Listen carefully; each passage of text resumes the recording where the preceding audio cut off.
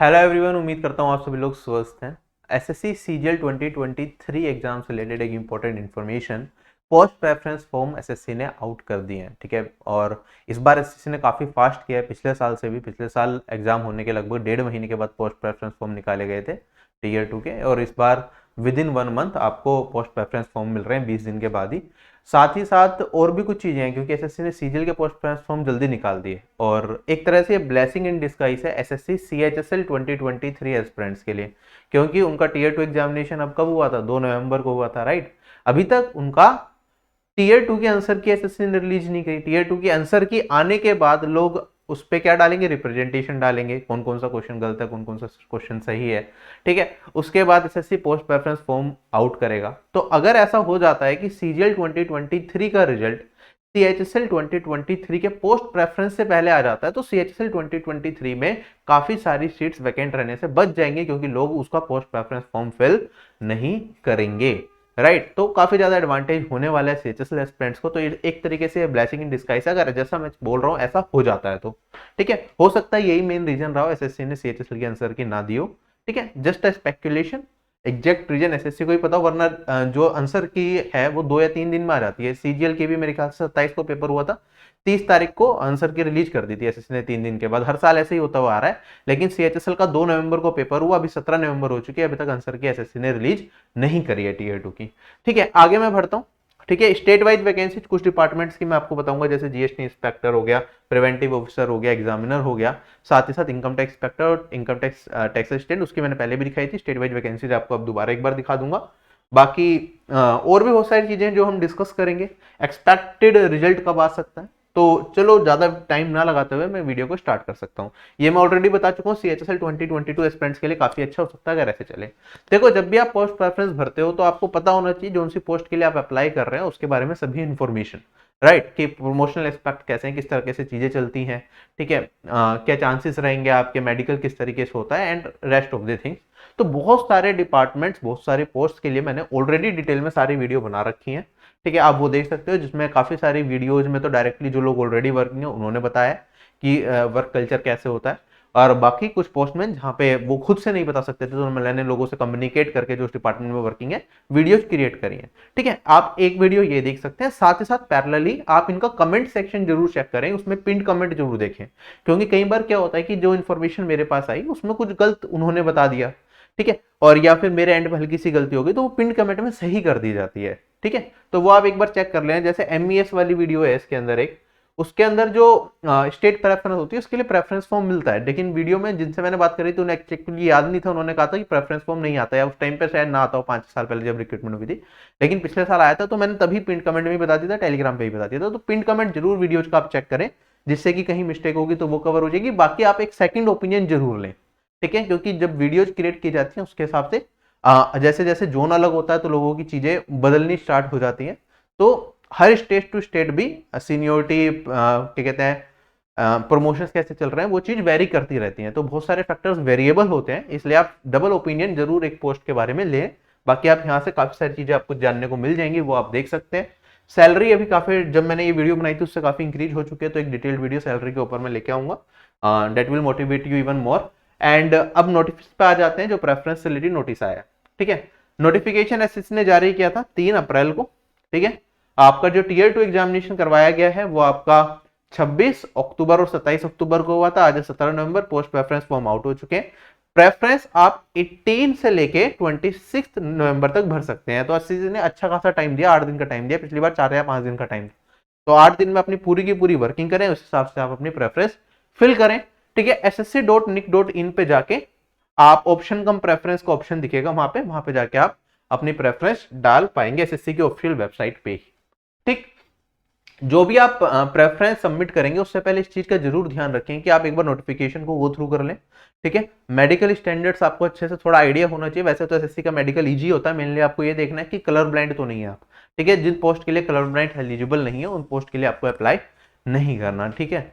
तो थोड़ा सा इन चीजों का एक बार ध्यान रखेंगे, नोटिफिकेशन को अच्छे से देख लेंगे तो कोई भी तकलीफ आपको नहीं होगी। और जब आप प्रेफरेंस फिल करें तो शायद वहां पे अगर ऑप्शन आ रहा है कुछ इस तरीके का कि आप अपनी प्रेफरेंस को सेव करके रख सकते हैं, मतलब डाउनलोड कर सकते हैं, जिससे कि फ्यूचर में गलती ना हो। क्योंकि पिछली बार काफी लोगों की मेरे पास ये क्वेरी आ रही थी कि सर हमने प्रेफरेंस डाली थी काफी सारी और लास्ट में रिजल्ट आया तो उसमें 3-4 ही प्रेफरेंस दिखा रहा था, तो शायद आपकी प्रेफरेंस वहां पे सेव ना हो। तो एसएससी अगर कोई ऑप्शन देता है आपको सेव करने का प्रेफरेंस भरने के बाद, तो वो सेव कर लें, वरना आप स्क्रीनशॉट तो जरूर लेके रखें जब आप फाइनल प्रेफरेंस को अपनी सेव करें। ठीक, और ये भी नोट डाउन कर लें, जब आप प्रेफरेंस भरेंगे तो वहां पे क्या आएगा, कुछ कोड्स आएंगे। ठीक है, तो उन कोड को आपको क्या करना है, मैच करके देख लेना वैकेंसी वाले कोड से मैच कर रहे हैं नहीं कर रहे, जो एसएससी की ऑफिशियल वेबसाइट पे वैकेंसी डली हुई है। ठीक है, जैसे कि ये पोस्ट कोड है यहाँ पे, तो ये सेम है या नहीं है प्रेफरेंस के टाइम पर। पिछली बार गलत दे दिया था, फिर इसने रिवाइज करके डालने को कहा था, काफी लोगों को काफी तकलीफ हुई थी। तो ये चीज एक बार वेरीफाई कर लेना कि पोस्ट कोड जो यहाँ पे वैकेंसी लिस्ट में है क्या वो सेम है, जब आप प्रेफरेंस भर रहे हैं उस टाइम पे भी एसएससी दिखाएगा। अगर सेम है तो आप आगे बढ़ के अपना प्रेफरेंस भर सकते हैं। ठीक है, अभी तो आप इंफॉर्मेशन गैदर करें सभी डिपार्टमेंट्स के बारे में और एक वाइज डिसीजन लें अपनी प्रेफरेंस के लिए। ठीक, आगे बढ़ते हैं। और क्या कहा है इस नोटिस के अंदर, जो लोग अपनी प्रेफरेंस सबमिट नहीं करेंगे उन्हें कोई भी पोस्ट नहीं दी जाएगी। ठीक है, तो जो ऑलरेडी जॉब में, अच्छी जॉब में, और जिन्हें लगता है इस बार और बेटर पोस्ट में नहीं पहुंच सकते, उनके मार्क्स इतने अच्छे नहीं है, तो प्रेफरेंस फॉर्म भरे ही ना। ठीक है, जिन लोगों को प्रेफरेंस भरनी भी है तो अपने हायर ग्रेड पे की पोस्ट के लिए आप प्रेफरेंस फॉर्म भर सकते हैं। सिमिलर ग्रेड पे की पोस्ट के लिए तभी प्रेफरेंस भरें जब आप 100% श्योर हो कि यार आपको बेटर स्टेट मिल ही जाएगा।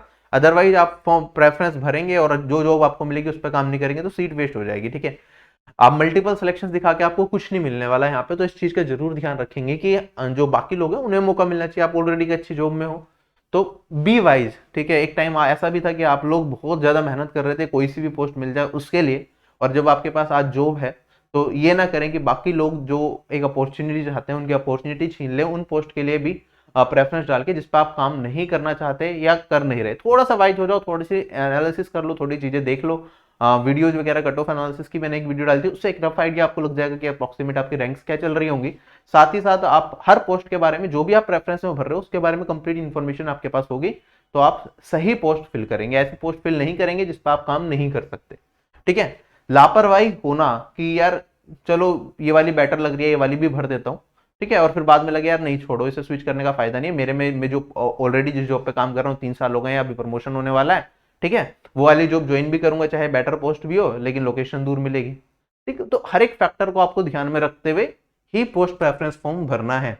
ठीक है, ये आपकी सोशल रिस्पॉन्सिबिलिटी है कि गलत प्रेफरेंस ना भरें। ये सारी की सारी चीजें मैंने बताई दी आपको। ठीक है, और ये देखो एसएससी की ऑफिशियल जो टेंटेटिव वैकेंसीज हैं इसके अंदर यहाँ पे लिखा हुआ होता है कि कौन कौन सी पोस्ट के लिए क्या क्या है। जैसे कि कौन सी पोस्ट के लिए कलर ब्लाइंड कैंडिडेट सुटेबल है, कौन सी के लिए नहीं है, तो आप वो वाले ध्यान से रखें। एज का भी फैक्टर ध्यान में रखें कि आप जो एज लिमिट है, जो इस बार नोटिफिकेशन आया था उसमें 1 अगस्त से एज देखी जा रही थी, तो जिन पोस्ट के लिए आप एलिजिबल हैं एज वाइज आप उन्हीं पोस्ट को अप्लाई करें।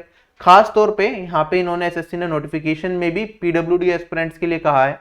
ठीक है, पीडब्ल्यूडी कैंडिडेट जो है वो उन्हीं पोस्ट को फिल करें जिनके लिए वो सुटेबल है एज पर देयर डिसेबिलिटीज। ठीक है, कोई ऐसी पोस्ट है जिसके अंदर पीडब्ल्यूडी एस्पिरेंट सुटेबल ही नहीं है, से आपने क्या कर दिया, आपके नंबर अच्छे आ रहे हैं, ठीक है, आपने सीबीआई भर दिया या ऐसी पोस्ट भर दी जिसके अंदर पीडब्ल्यूडी एस्पिरेंट्स की वैकेंसी नहीं होती है क्योंकि वो सुटेबल नहीं होते अपनी कंडीशन के हिसाब से वर्क करने के लिए उस पर्टिकुलर डिपार्टमेंट में। तो अब होगा क्या, फाइनली आप मान लो आपने मार्क्स बहुत ज्यादा आ गए, आपने फुलफिल भी कर दिया वो प्रेफरेंस के अंदर, आपको वो जॉब में मिलती, बाद में आपको निकाल दिया जाएगा। तो ध्यान रखो वैकेंसीज के सेक्शन में आप ये चीज ऑब्जर्व जरूर करो कि कौन कौन से सेक्शन में पीडब्ल्यूडी एस्पिरेंट्स की वैकेंसीज है, किसमें नहीं है, उस हिसाब से आप अपने प्रेफरेंस डालें। एसएससी ने अभी तक 8440 वैकेंसीज ही दिखाई हैं, बट आरटीआई के थ्रू एक एस्पिरेंट ने जो मुझे भेजा था, मैंने अभी खुद से भी आरटीआई लगा रखी है, इनकम टैक्स डिपार्टमेंट में उन्होंने कहा है कि वैकेंसीज बढ़ गई है। ठीक है, स्टेट वाइज वैकेंसी जो उन्होंने भेजी वो मैं आपको अभी 1 मिनट में दिखाने वाला हूं। उससे पहले हम एक्सपेक्टेड रिजल्ट की डेट देख लेते हैं। सीजीएल 2022 एग्जामिनेशन हुआ था, आप देखेंगे यहाँ पे जो हमारा टीयर 2 एग्जामिनेशन हुआ था वो हमारा मार्च के अंदर हुआ था, 3 से 7 मार्च के बीच में, है ना, 2 से 7 मार्च था शायद। ठीक है, और उसके बाद 26 अप्रैल को एसएससी ने ऑप्शन कम प्रेफरेंस फॉर्म निकाला था, मतलब 1.5 महीने के बाद, और 13 मई को फाइनल रिजल्ट भी आ गया था। और अगर सीजीएल 2023 को देखें, आपका जो पेपर हुआ 26-27 अक्टूबर में हुआ है, 17 नवंबर को 20 दिन बाद ही प्रेफरेंस फॉर्म दे दिया। ठीक है। और प्रेफरेंस फॉर्म आपका ये आपका 18 से लेके 26 तक भरा जाएगा। उसके बाद मेरे को उम्मीद है फर्स्ट वीक में भी दिसंबर के आपका फाइनल रिजल्ट रिलीज किया जा सकता है, और max to max second week तक, तो 15 दिसंबर तक तो आपका रिजल्ट मैक्सिमम आ ही जाएगा। और अगर मैं बात करूं फाइनल रिजल्ट आने के बाद ज्वाइनिंग का प्रोसेस भी एसएससी ने बहुत फास्ट कर, एसएससी ने नहीं मतलब रूरल डिपार्टमेंट्स ने काफी सारे डिपार्टमेंट में फास्ट कर दिया है। कुछ लोग डिपार्टमेंट में तो जनरली वही टाइम लग रहा है 5 से 6 महीने, जैसे सीएसएस वगैरह हो गया, एमबी हो गया, इनमें तो 2 से 3 महीने में आपकी ज्वाइनिंग हो जाती है रिजल्ट आने के बाद, ठीक है। अगर मैं बात करता हूँ सीबीआईसी डिपार्टमेंट, जैसे इनका जीएसटी इंस्पेक्टर हो गया, प्रिवेंटिव ऑफिसर हो गया, इनमें पहले बहुत ज्यादा टाइम लगा करता था, एक साल भी लग जाता था ज्वाइनिंग आने में फाइनल रिजल्ट के बाद, लेकिन अब ये 4 से 5 महीने में प्रोसेस को पूरा निपटा देते हैं। इनकम टैक्स डिपार्टमेंट में भी चीजें सही चल रही है, पहले के कंपेरिजन में जल्दी ज्वाइनिंग आ जाती है, तो प्रोसेस फास्ट है। दिसंबर में आपका रिजल्ट आ रहा है, तो मैक्सिमम लोगों का मई तक मेरे हिसाब से ज्वाइनिंग आ चुकी होगी, ठीक है। किसी पर्टिकुलर डिपार्टमेंट में कोई स्पेसिफिक इशू चल रहा है जिसकी वजह से लेट हुआ तो बात अलग है, वरना 4 से 5 महीने में मैक्सिमम डिपार्टमेंट्स में आपकी ज्वाइनिंग आ चुकी होगी। तो ये 2024 वाले एस्पिरेंट्स के लिए थोड़ा बेनिफिट रहेगा कि लोग अपने ऑलरेडी जॉब में होंगे, तो 2024 के अंदर अपीयर होने की जो इच्छा है वो थोड़ी कम होगी, क्योंकि जब रिजल्ट आ जाता है, ज्वाइनिंग हो जाती है, उसके बाद फिर भी चीजें लिमिट में रहती हैं। लेकिन अगर आपका रिजल्ट आ गया और आपकी ज्वाइनिंग नहीं हुई और इसके बीच में कोई और एग्जामिनेशन आ गया, तो उस टाइम पे सब लोग भर देते हैं, जो कि हमने सीजीएल 2023 में देखा, जिसकी वजह से हमें एक हाई कट ऑफ देखने को मिली बहुत ज्यादा।